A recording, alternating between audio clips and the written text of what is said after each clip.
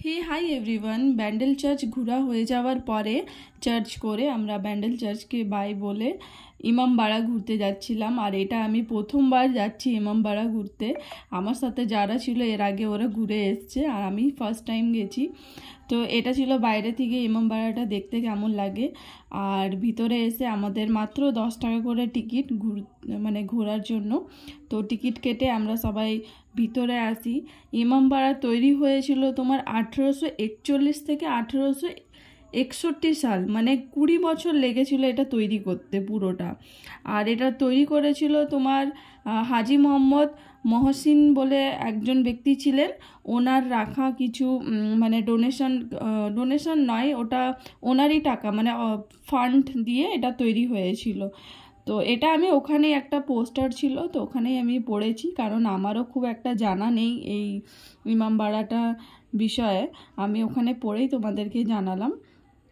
আর এখানে তারপরে আমরা চলে যাই ভিতরে, মানে বাইরের দিকে। এখানে সূর্য ঘড়িটা আছে, এটাও সবাই দেখতে আসে বেশ। আর এই যে তোমরা যে নদীটা দেখতে পাচ্ছ, এই নদীটা হচ্ছে হুগলি নদী। আর এর পাশেই হুগলি ব্রিজটাও আছে। ওখানে নৌকার জন্য, নৌকার যে ওই লোকগুলো বসে আছে ওরা নৌকা চালে, মানে তুমি যদি চাও তো নৌকা দিয়েও মানে একটু ঘুরে আসতে পারো এরকম আর কি। আর ওই যে হুগলি ব্রিজটা ওখানে দেখা যাচ্ছে। আর গাছের নিচে প্রায় অনেকে বসে আছে, ঘুরতে এসছে যারা। আর যা গরম ছিল, প্রচণ্ড গরম। আর এখানে আমাদের লুবু মানে ভাই আমাদেরকে ঘড়ির হিসাবটা দেখিয়ে দিচ্ছিল কিভাবে কটা বাজছে।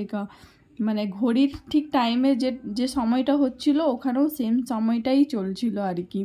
তো আগেকার সময়ে এইভাবেই ঘড়ি দেখতো আর কি। তারপরে আমরা চলে যাই ভিতরে, এই লম্বা বারান্দা যেটা দেখতে পাচ্ছ। আর এখান থেকে এটা দুটো একটা দিক আছে, মানে একদিকে ছেলেরা যাবে, একদিকে মেয়েরা যাবে। আমরা এখন যেখানে যাচ্ছি সেটা ঘন্টাঘর যাচ্ছি আর কি। তো 152টা সিঁড়ি আছে। আমার তো শুনেই অবস্থা খারাপ হয়ে গেছে, 152টা সিঁড়ি।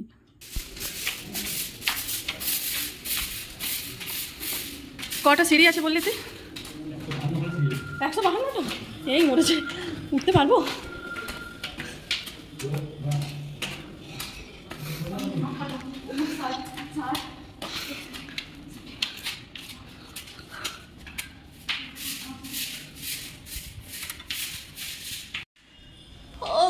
আর পাচ্ছি না। দেখ না, এখানে দীপ দিয়া লেখা আছে।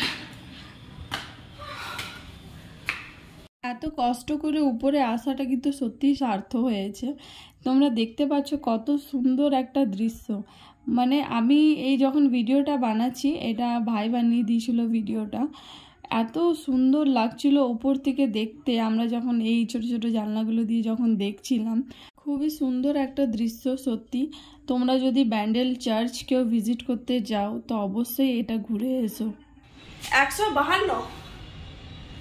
152টা সিঁড়ি চেপে এই ঘন্টা ঘরে পৌঁছেছি।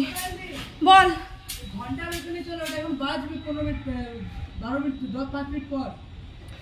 এখানে দাঁড়িয়ে থাকবো? কোথায় ঘন্টার ওখানে যাবো রে? হ্যাঁ হ্যাঁ হ্যাঁ,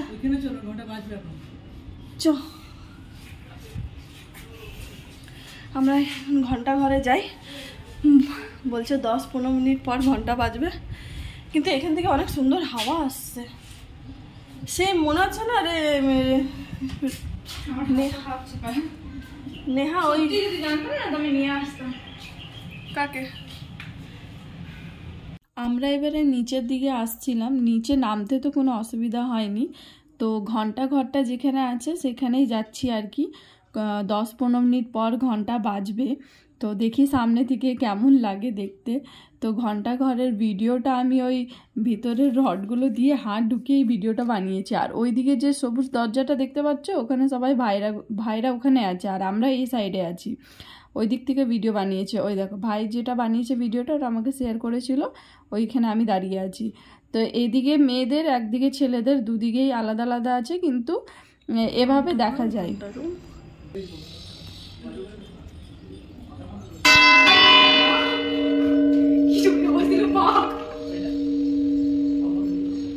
বিশ্বাস করবে না, যখন ঘন্টাটা বেজেছিল সত্যি আমি চমকে গেছিলাম। আমি জানি এবারে বাজবে, আর 1 মিনিট 2 মিনিট বাকি আছে, কিন্তু তবুও এত জোরে বেজেছিল না, চমকে গেছিলাম।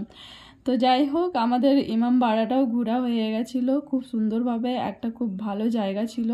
বাইরে বেরিয়ে আমরা ওখানে আখের জুস খেয়েছিলাম। খাওয়ার পরে এই টোটোতে আমি আগেই বসে গেছি। বসার পরে এবারে বাড়ির দিকে রওনা। তো এই আমার একটা ছোট ভিডিও ছিল, কেমন হয়েছে অবশ্যই জানিও। আর চ্যানেলটা অবশ্যই লাইক, কমেন্ট অ্যান্ড সাবস্ক্রাইব করে দিও।